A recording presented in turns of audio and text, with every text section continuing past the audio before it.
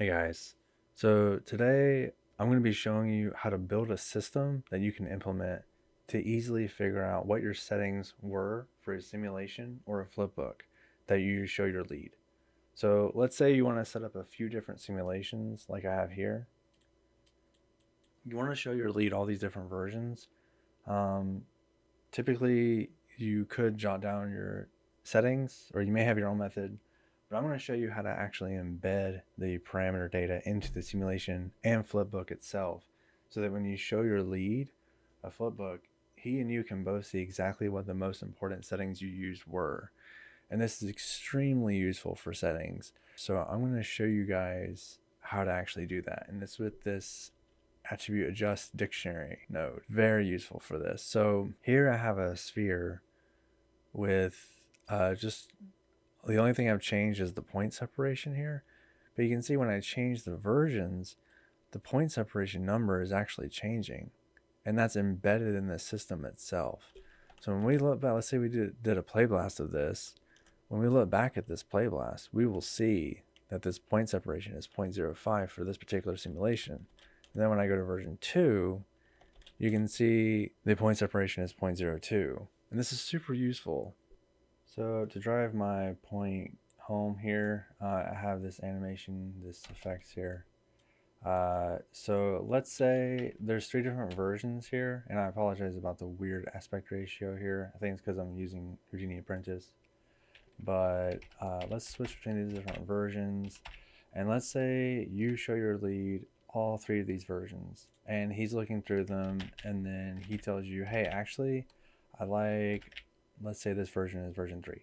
I like version 3 better because XYZ, and I need you to adjust your settings to that. And let's say you saved over this file. Let's say he likes this one.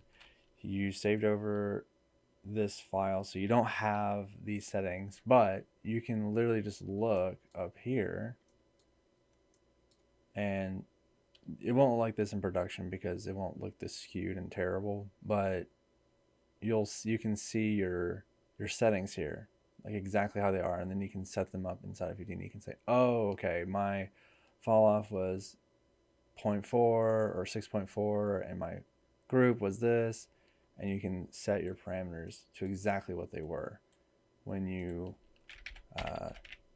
showed up. So you can see that everything changing when you cycle through this. You can see all the settings changing, and you can implement those changes directly in Houdini. Once you see what the changes are, you can implement them directly. And this information is not only saved in the flipbook, but it's going to be saved in your cache too. So you can, if this fails you for some reason in the flipbook, you can always look in your cache itself to see. So let's set this up. All it is we just have our basic like sphere, points from volume. It's definitely not about the simulation today. It's just about this handy dandy node. So I'm just going to type dictionary, and there it is. So by default, it sets the attribute class to detail, which is perfect because you don't want it on every point. You just want it on the detail. Attribute name, I like to call it metadata because that's what makes sense. Sorry, metadata. And the way it works is you just put a key and a value in. So it's actually giving you a dictionary, which if you look at this, right now it's empty. It's an empty dictionary. This is how a dictionary looks in code or JSON file. So if you type test here, you can see test, and there's now a key called test, and it's got a blank value because we haven't typed anything in there yet. So we can just type igloo here, and you can see what it did. It put test as the key. This is called key on the left, and value is on the right. If we add another entry, age, say 24, that's not my age. Age is the key, and 24 is the value. So this is a perfect way for us to store this information in a very easy to read format. You can actually right click and hit inspect, and you can see your dictionary exactly like this. And if you open up a JSON file, This is also how a JSON file will look. Your packages files will look like something like this as well, because it is a JSON file. You have a key, you have a value, and this is kind of how a dictionary is constructed. I've shown you how to test, like write our first dictionary in here. Now, let's actually get our simulation data and put it into here. I'll show you the flipbook part later. First, I want to show you how to get it into this node first. So to get it into this node, you just drag a channel into here, but you can't, like you can see, you can't really like drag it in. So you could split up your desktop, but I'm just gonna parameters. So I just right clicked parameters, and now you can just drag these parameters in. I do want to point out while I'm here that I did actually build a tool for this section where you can drag parameters in. I'll talk about it later. So I'm going to say for my first parameter, I'm just going to say point sep for point separation. Just drag this into the value, and it'll say drop actions, and it'll say I definitely want to say absolute channel reference. That way, even if I rename this, it will rename here, which is amazing. But the fact that you can just drag channels into here is a huge time saver. So point separation is 0.02. You can see it here. That's our first dictionary value. Let's add another one. So I'm going to go over here, add another one, and I'm going to put the particle separation here, absolute. I'm going to say particle sep for particle separation. And you can see now we have that value. You get the idea. Now for gravity, let's say we want one for gravity. You would need to pay attention to this. So absolute, but you'll want to say by default, when you drag in a vector, it defaults to X, the X component. So you just want to change that to Y if the Y component is what you want. So it's, if you hover over it, it's force X, Y, and Z. So you'll just say force Y if you want. Now, while I'm here, if you want to animate a gravity, you cannot animate it like this. I mean, you can, but it won't work. I learned that today. You have to say set always, and then keyframes will actually work on the gravity. By default, the pop force will work as, like, you can totally keyframe this. If you want to, if you have to use the gravity node, make sure to set this to set always. This is our metadata so far. Okay. Now, what I want to do is add another dictionary, and let's say it's probably good practice to store the actual hip name itself into the simulation in case you version up. So we can actually do that here. We can say hip name, and then you can just type $hip file, and now it will show up. Oh, it's because I didn't call it metadata here. And now it'll show up in the camera and in your simulation. So you can see here, say version 3 here, save this out. Here it is. Cool, awesome. Now one more thing I want to add is, I'm going to clear this. I'm going to grab, just in case, just to make it even easier, I'm going to use this version. I'm going to call this BGO sequence version. And I'm going to tie this into it so that it even shows up the version, BGO sequence version 3. So now when I change this, you can see BGO sequence version 2 and 3. And the reason the hip file is missing in the third version is because I didn't save this particular metadata in there. So don't worry about that. Now we're going to get into the rather complicated part. So after this point, you would probably mesh it. Mesh, you want to keep your metadata here. I don't think, yeah, see, it deletes all your detail stuff. So you want to have a null here for reference. You're going to reference this SOP node into the actual camera itself, and I'll show you how to do that. So there are two different ways that we can get the dictionary into a string with this format, and one is with Python and the other is with HScript, this details thing that I found. I actually use ChatGPT for it.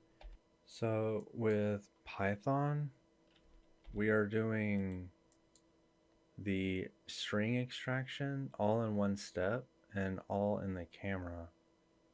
If you were to try to do the HScript method, you have to format the dictionary into a string yourself before it can go into the camera. So the two workflow solutions are Python, where all the work is done in the camera, or HScript, where some of the work is done in the camera and some of the work is done with VEX. And the problem is if you're in a hurry and you forget this node, everything breaks, see? Whereas with Python, if I switch, everything still works because it's not dependent on this node being in the system to work, if that makes sense. Again, because this is formatting the dictionary into a string, and we have to have that somehow, either through VEX or Python, one of the two languages. You have to format. So this guy would need to be copied and put here, and you would have to remember to do that for every single setup that you have. But if you're just going through your system like really quickly, like, okay, I want to build this, I want to add, I want to grab this guy, and you're just setting everything up, and then you forget to add this VEX, you're going to be in a heap of trouble. You're going to save out your stuff. Maybe it's saved for hours on the farm, and then you realize, oh, I didn't save out my metadata. It's not actually saving correctly. That can be a problem. I mean, you could technically do it after your sim, but your Playblast won't work, at least. So I prefer the Python method just because I'm not worried.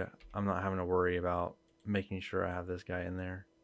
So yeah, if you're using Python, it's all like inclusive into one step, and you can save this as a preset or copy and paste it from a different camera, that kind of thing. I'm going to show you guys a little bit of Python today.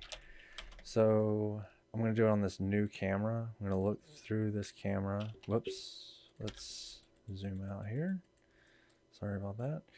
So the way you get a comment to show up like that in a camera is you go to edit parameter interface, you go to render properties, and you just filter for comment, and you just click viewport comment or vcomment, and you click the arrow over.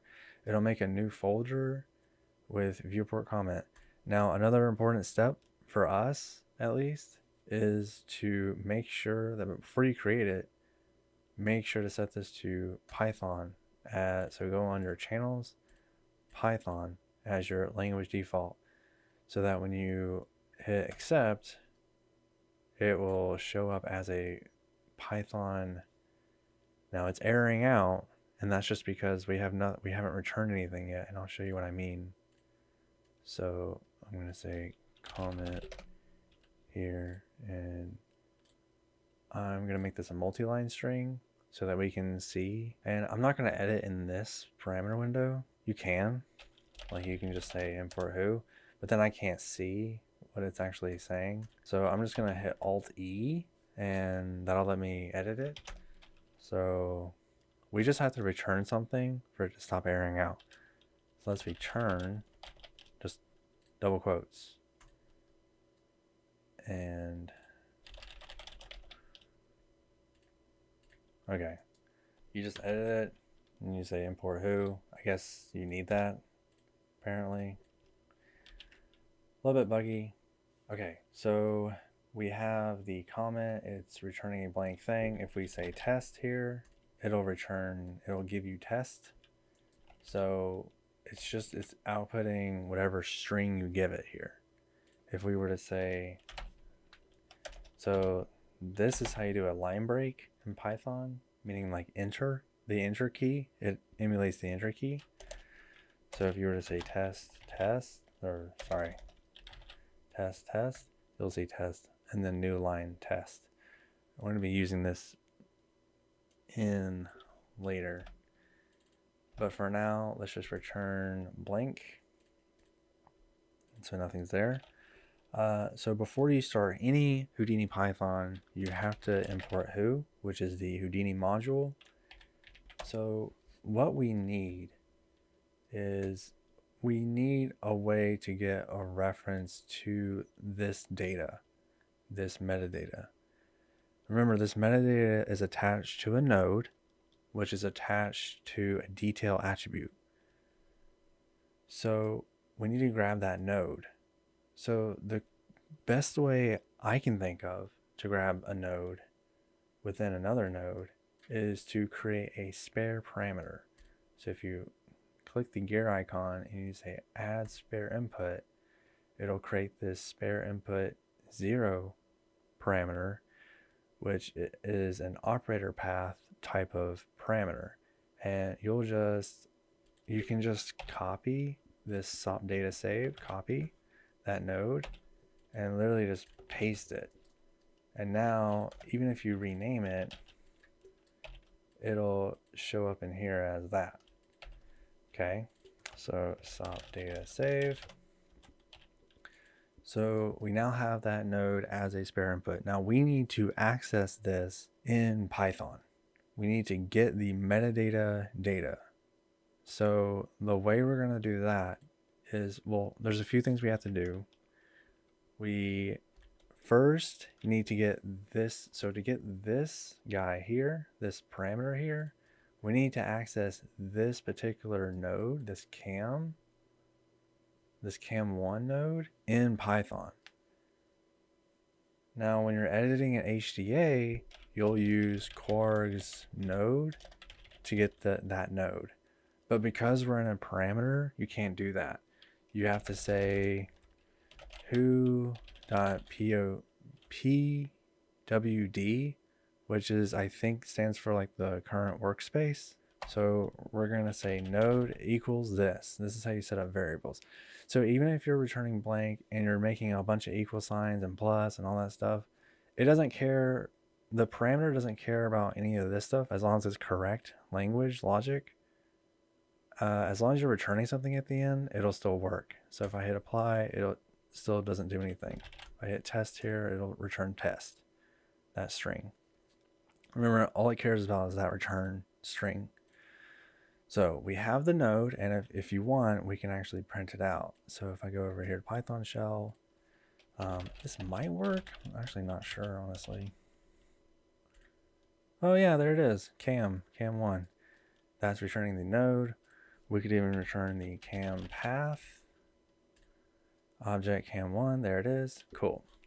So this is the current node. Now we need we need access to this node. We don't really care about anything else. We really just care about this node. So let's call this get node. We're gonna grab this spare input, and the way I'm gonna do that is with node.parm. So parm is how you get a parameter. We're gonna grab this parameter. So if you hover over it, you can see spare input 0. So we're gonna type this in, spare input 0. Okay, so we have this parameter. Now we need to get this parameter, but take its data and turn it into an actual node, because this is just getting the parameter itself. And it's a who Python. So I'll show you who parm. It's returning this guy, this who parm class. We don't want that. We want to return I'll show you the who node. We want to return this who.node. So the way we're going to do that is we have this parm. Let me actually show you while I'm there. We have let me go up here, who.parm to show you. We want to return eval is the value. We're getting the value from this parm. we're going to get eval as node. So this returns, this arrow means that it's returning this.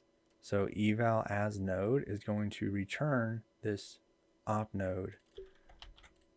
So we're gonna eval as node. So if we print get node, it's gonna return sop data save. Sop data save, there it is. So we have that node. When you print out a node, it's just going to give you the name of that node, but you can access anything in Python that you want with that data. So you can say who node. You can use any of these functions. When you print it out, it just returns the name. So we have get node, we have that node. Now what we need is we need the geometry underlying that node. Now, because this happens to be a SOP node, if you like a SOP level node, like if you look at this hierarchy here, if I go to op node, you can see SOP node is underneath. I don't think this has geometry. Yeah, no. So I'm going to control click on this. You can see the SOP node class, it represents a surface node, and it really is just this. It's SOPs, it's this node.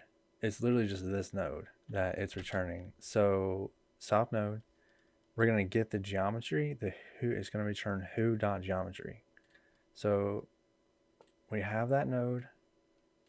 We're going to get the geometry. So we're going to say geo is equal to get node.geometry. We have that geo. And now that we have that geo, I'm going to control click on this. This is honestly how I do Python. It's just looking through the different functions, looking through the different stuff, what I can get from it. I'm like, okay, I know I need geometry. I honestly just guessed at getting the geometry from this node, and it happened to work. So we have the geometry. It's called find attribute global. What we want, find global. Global is detail attribute. We're gonna say we're trying to get this metadata attribute. So we're gonna get call it metadata is geo find attribute. Well, it needs a string, so we're gonna call it metadata because that's exactly what we're trying to get. Now here's the fun part. This returns who.attribute, so let's go there. Who.attribute is any kind of attribute, like detail. Let's look up dictionary. I find that actually doing Control F is better than searching in here because it doesn't, when you filter, it only filters by this name. It doesn't filter by this as well, the description. So you have to do Control F to filter by the description as well. So let's see. So I already know how to do this. I'm just showing you kind of how I troubleshoot. So dix returns the dictionary table for this attribute. So dix, and again, we're trying to get the dictionary. So I'm gonna go ahead and we have that attribute here, but I'm gonna go a step further and go ahead and get what will return multiple dictionaries on this particular attribute. But because we only have one dictionary, you can see here we only have one single dictionary. There's not multiple brackets, there's only one bracket. Because there's only one dictionary, we're just going to get that first dictionary available. And the way we're going to do that is with this. So this is how you access the first index in an array. This right here returns a list of dictionaries. We only have one item, so we're just going to get that first. I'll show you what I mean. So let's just print out metadata. Apply. You can see it's printing out well, technically it's a tuple, but it's basically a list of all the dictionaries. And there's only one dictionary. Ignore this. It's getting evaluated 4 different times for some reason. But it's a tuple of one dictionary. So if we just get that first index, now we have that one dictionary. Perfect. Now that we have this one dictionary, we are going to loop through the dictionary, and for each key we're going to do one thing, and then for each value we're going to do for another thing. We're going to say, here's a special syntax that you can use. So for key value in metadata.items. This is a special for loop for dictionaries, and you can look this up. This is very common syntax for dictionaries. So I'm not going to go over for loops. I'm not going to go over super basic Python stuff. I do plan on doing more intro videos to Python for Houdini specifically in the future. We're going to say we want it formatted so that, you know how earlier we had this? We need a way to create like a huge string that's like this. I'm just going to call it like st for string is this, just empty brackets. We're going to initialize the variable, and then we're going to add to it in this for loop here. So we're looping through the dictionary items, and we're basically just going to say st plus equals. The way you add strings together in Python, this is one way, is to use plus equals. We're basically like saying this plus, but it's a shorthand. So, whoops, didn't mean to do that. Wow, I didn't even know you can do that. Hit control plus. Interesting. So st plus equals, we're going to say here. And this is a special Python thing. It's called format. VEX actually has this as well. You just word it differently. I'm just going to type this out really quick. Okay. So what this means, it's very similar to the sprintf function instead of VEX. The first, so there's a comma. The first item is here, is going to be put into here. The second item, or 1, is going to be put into here. So we're going to say key here, because we want that to be in the first section. And the value is in the 1. So you get what I'm trying to say. Value here. And let me go ahead and just output, instead of that, this is a string, so we can just return st. This is the first step to making this work. So you can see it's a huge mess. It's just one giant line because we didn't add that backtick in. So we're going to do that here. We're going to say st plus equals backward in, or /n, and there it is. We've done it. Now, there's a slight issue with this technique, and that is if you happen to be on a file that doesn't have a dictionary and you're trying to access that dictionary, this camera will actually error out and could cause problems. So to prevent that, we're gonna say try, and I'm just gonna highlight all this, hit tab and shift tab to go back, and accept, pass. So what this means is try to do this. Actually, honestly, this should be up here. Try to do all this stuff, and if you can't, then pass. And this is to prevent, like, again, this is to prevent an error happening. I want to point out a really important point that I haven't pointed out yet, and that is that when you go to Flipbook, these settings for a default camera like this, with this gray is like frame padding or safe frames. By default, this will be turned on, I think. You want to turn this under size, you want to turn this off, and that'll make it so that when you do your Flipbook, this gray part will not be cropped out. It'll stay. So I wanted to point that out. It's very important. Let's do a quick Flipbook of this and see how it looks. Should open up in play. There we go. Okay. So you can see the hip data is there, the BGO sequence is there, and gravity is there, viscosity, everything's there. So now, when we go back up one, you just go to version 2, and you can see the camera changes. Oh, oh yeah, we are in camera 1. Render cam, camera 1, they all have the same thing. And the cool thing is that we could even, like, let's say this isn't, I mean, typically you don't have just one system. Typically you have multiple systems. So you might have these metadata nodes like in several different places. And if you want to change out which node the metadata is looking at, metadata 2, let's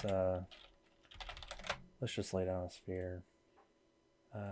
Test and metadata 2. You can add a spare input here, metadata 2, and then all you have to do is, this is spare input 1, and you can just say spare input 1, and there's your second metadata, and that's all you have to do. Now, to create a switch, what you could even do to push this even further is, instead of using spare inputs, you could use a menu. So to create a switch between these two, say you're going to be frequently switching between these two different systems, and like say your scene has a bunch of different effects, a bunch of different systems, you want to switch between them. One quick and dirty way to switch between these two nodes frequently is we can make a menu. I'm just going to type menu here. Order menu. We're going to call it menu. And let's call it, like, say the first one is our flip, so we know what this is called. And say our next one is vellum. So when we apply, the menu is flip and vellum. We want to switch between this guy first, flip, and vellum the second one. So when this menu gets actually evaluated, it reads this first value as 0 and this second value as 1, just like an array. So what we can actually do is make this 0 dynamic, make this 0 tied to our menu. We can use this menu to switch between this. So what we can do is we can get this newly created menu parameter, call it menu is equal to node parm. We're going to get that parm, so menu. Then we're going to evaluate it, get the value, because we don't want just the parm, we want the actual evaluation. So again, this is going to be 0, this is going to be 1. And so we're going to grab this menu here, and we're going to grab, I'm just going to make this separate. So we're going to call this, like, let's see, spare node is equal to spare input. So we would say 0 here to make this like really easy to understand. This is kind of what we're going to do here. But we need to format this string a little bit differently. So we're going to tie this menu into this string here. Again, this evaluates 0 and 1. So we're going to do that cool format thing we learned earlier to format this to be menu. So because there's only one entry in the format, it'll take this first argument and put it into the 0. So now when we switch, it'll switch our objects. How cool is that? So now you can, like, let's say, cool, like, I am ready to go over to my new simulation. Cool. And then you can go over here and say, oh yeah, switch to vellum, so I can see all my vellum changes. And then you would have your file cache here, and it would have your own metadata stuff, and that's how that would work. So I'm going to walk you through the tool that I built, and you just click the add button up here, and it will pop up a window that's always on. And so you'll literally just, it's probably a good idea to make your network view bigger, because if you drag a parameter out here, it actually does something else. So you want to make sure to keep it this window inside the network view. You can just hit Control B to make it bigger and start dragging stuff in. So you'll see what happens when I drag this in here. Immediately you get a checkbox with point separation, which is the label or description of the parameter, and it gets the actual path to that parameter, absolute path, which is great. So you can literally just drag parameters in here, and then when you're done, like let's drag all these in. Cool. And it doesn't matter where you drag them, like even if you drag it up here, it'll drag it down here. One thing I want to point out is that you can shift select and check off the ones you don't want. And this will work for all of them. Like if I turn this one off, it'll make sure all those are turned off. Let's turn all these back on. And so anything that's not checked will not be put into the system. But I want to show you what happens. So when I hit accept, it'll jump back to this node that we gave it, and it'll put all those, ignore this one, it'll put all those, the name and the absolute path into the value for each thing you set. And it sorts it alphabetically as well. And then, like, let's say you want to add a few more, it'll actually append to this number of entries. So if you hit add, it's not going to replace anything, it just adds. So we already have our system there. So let's maybe make a separate sphere and maybe get the radius of that. And you can rename it like this, and it'll take that name, hit accept, and now you have sphere 2 radius. And it can show up in here if we just get rid of this and plug this in here. Here it is. And see, that's the benefit, is you can like swap out different metadatas if you want. You can get rid of this one. It's like that. It's that cool because it's all going into here. So just wanted to show you guys the tool that I built. It would really help you. I think I'm gonna do it as a preset this time, where you just hit add stuff and it sets it to this, and then you just click add and do all that cool stuff. So yeah, that's it. Make sure to do the preset like when you first create it. So dictionary, and then add stuff. You can also make this your permanent default by just going here and saying save as permanent default. I'm going to show you guys a different aspect of the tool that I haven't gone over yet, and that is I added this after I recorded the last video, but add to prefix will allow you to, like if you do it before, it'll just put in the parameter name as like radius here.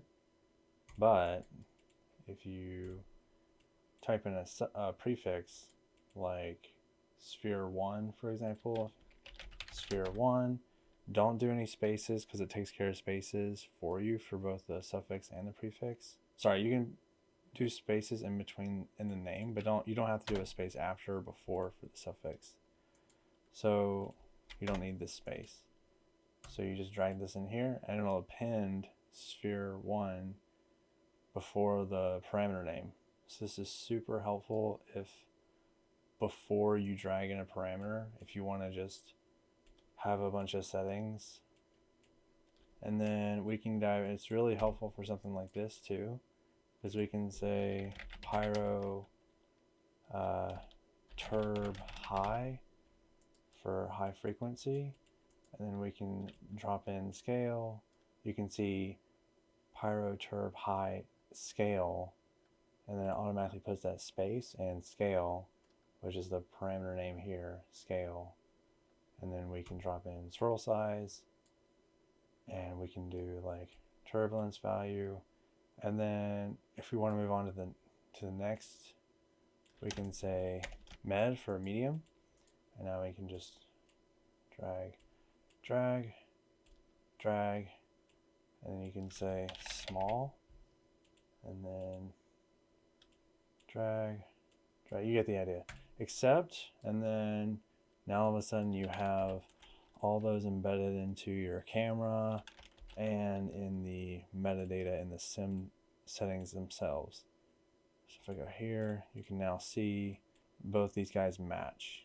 Yeah, so that's extremely helpful, because a lot of the times what I was doing was taking the parameter name and then manually renaming it. So like I was going like this and then going here and then double clicking in here and then saying sphere 1 space and then sphere 1. It was a huge pain. So this takes care of that. So now you just type sphere 1 here and it'll append. And then the same thing if you want to type, I don't know, I just put suffix in there just in case.